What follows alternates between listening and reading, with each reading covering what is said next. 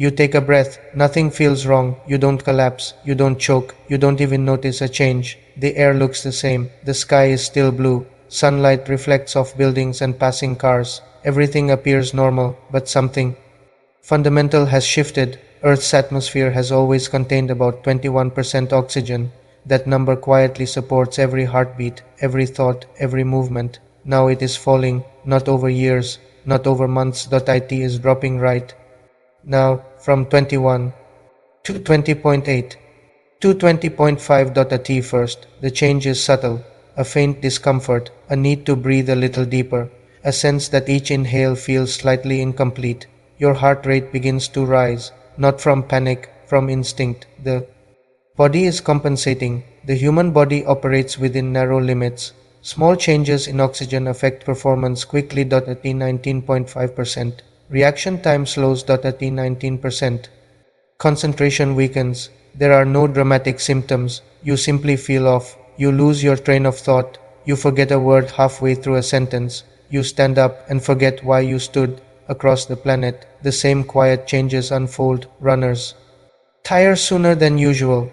Drivers misjudge distance. Workers feel lightheaded on ladders and scaffolds. No alarms sound.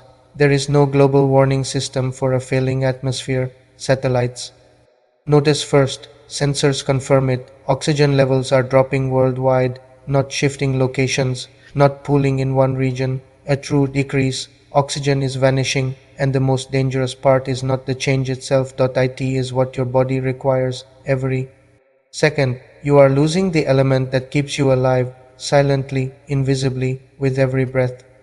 Your breathing grows deeper, not by choice. By reflex. Your shoulders rise, your chest expands more than usual, your blood is now carrying less oxygen, your heart responds by beating faster, blood pressure climbs, a warm flush spreads across your skin, you feel mild nausea. Lightheadedness. As oxygen levels fall to 18.5%, the brain begins to conserve energy. Complex thinking fades first, problem solving weakens, decision making becomes sloppy, emotional control erodes. You feel irritable, restless, confused. This is what makes hypoxia so dangerous. You still feel functional, but your judgment is already compromised around the world.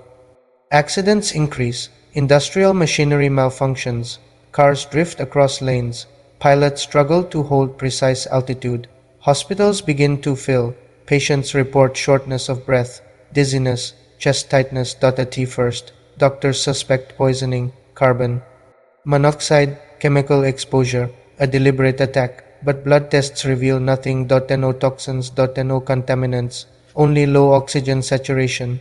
The air itself now contains less oxygen. At 17.5%. Vision begins to dim, hands tremble, speech slows. Your brain is fighting to stay powered. Panic starts to spread, but panic accelerates oxygen consumption. Fear makes the decline faster. The world is not exploding. It is quietly suffocating. After 1 hour, the oxygen level stabilizes around 18.9%. The drop stops, but the damage does not. This concentration is similar to living above 12,000 feet of elevation, except there is no way to descend. Your blood oxygen saturation settles into the low 80s. Organs shift into emergency mode. Cells abandon efficient energy production. They switch to survival chemistry.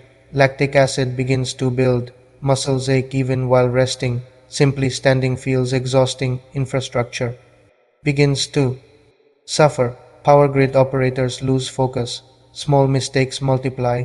Local outages turn into widespread blackouts. Water treatment plants malfunction.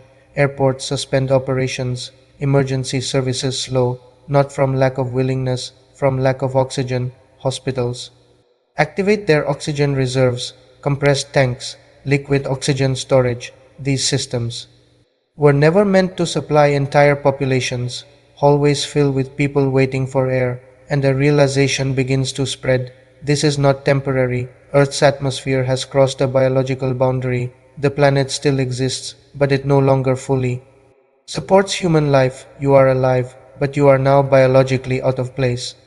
Society begins to reorganize around oxygen.